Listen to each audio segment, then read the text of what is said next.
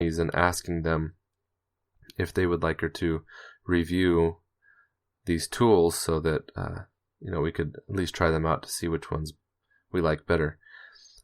Where I heard from the Yeti, so the first one is the Yeti kitchen shears, and I heard it first on the Survival Podcast, heard about these on the Survival Podcast, when Jack Spreaker did a show similar to this, and he said that he has some and really likes it. They're easy to take apart, they cut right through chicken breast, right through the bones and everything, and they seem like a really, really decent. So I just remembered, for some reason, out of all the different tools that he mentioned, the Yeti kitchen shears are the ones that I remembered.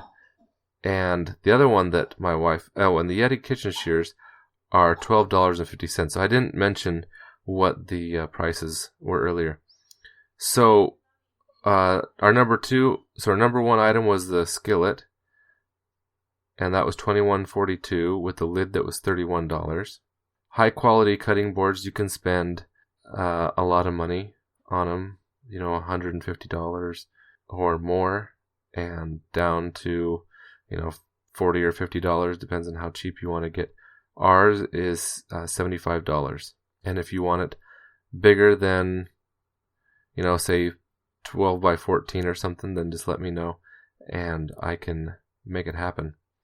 Our spurtles are $15, and if you become a patron on our Patreon, then I haven't put it on there yet, but you will get a choice between having a mug at $10. If you become a $10, you pledge $10 per month, then you will get either a spurtle or a mug. And I haven't put the spurtle on there yet. Right now it's just a mug with 3 different choices of sayings on there, or 3 different quotes printed on there.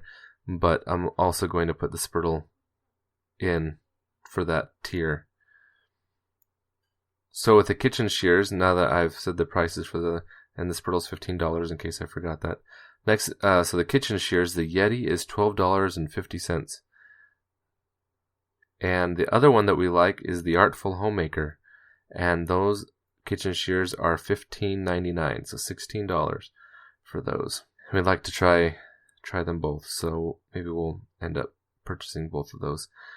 The reason why we put kitchen shears on our list on these 5 tools is there are so many things you can do with them. You can cut up, your kids' pizza into bite-sized pieces. If you've got little kids, you can cut through meat. You can open cans. You can do all sorts of stuff with the kitchen shears, and that's why we put them on the list. Is they have so many different functions. They're very versatile. Also, it's important when you are looking for shears that they come apart and clean easily, and both of these do that. Number 5, the last one I want to mention, drum roll please, is a high quality knife set. So we got some really nice quality knives, and it took us a while to finally get them. The reason why is we had to find them.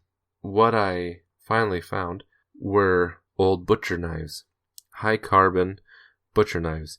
So they're hard to sharpen, but they keep their edge for a long time because they're hard, and they can get very, very sharp. So what you want to do when you're looking for knives is look at yard sales.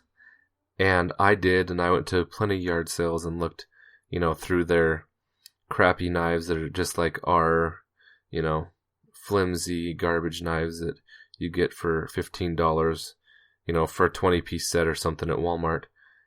I looked at lots and lots of yard sales because that's where I had heard you can find these. And I finally went to one, and I asked the guy, I said, this might be, he had lots of different things. I said, this might be a shot in the dark, but do you happen to have any butcher knives or anything? And he said, well, come take a look at this. Took me into the house where the things that he hadn't quite brought out yet, and there were 2 cleavers, an actual butcher knife, a skinning knife, a breaker, which is kind of almost like a short sword. It's a really long knife, and it's used for breaking big pieces of meat away. like on a cow or something, on a side of beef or something, where you have to reach through a lot of meat. But that's what I would suggest, is get some high carbon, high quality knives. And they have new ones. You don't have to go to yard sales like I did, but I kind of like old tools as well.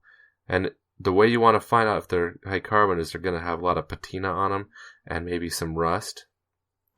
And if that's the case, then you know that they're not stainless steel, and they're most likely higher quality steel than the stainless baloney we have nowadays. Also, with those knives, you want to get a high quality sharpener. Sharpener, whether it be a sharpening stone, and that's a skill in itself. A nice sharpening steel, which is those kind of rods that you see in the movies when it's Thanksgiving time and the guy's, shing, shing, shing, shing, shing, shing, sharpening it up before he starts carving the turkey. That's also important, so you can keep your high quality knives touched up and ready to rock whenever something needs to be cut up. And the reason for getting high quality knives is that when you're ready to cut, they are ready to cut too. Dull knives are dangerous. You'll be forcing them through something and they could slip and cut you, but a sharp knife will cut where you want, when you want. And so that's why you want to keep your eye out for some high quality kitchen knives. So that is our 5 tools. I hope you enjoyed it, and I hope that it helps you out. I don't know a price on the knives because, it varies so much. I would just search for some, tool steel knives. If you want to go buy high carbon kitchen knives, then look for tool steel like D2 or O1, I believe, is another kind of tool steel. Well, I hope this has come in handy. I hope that you found this useful.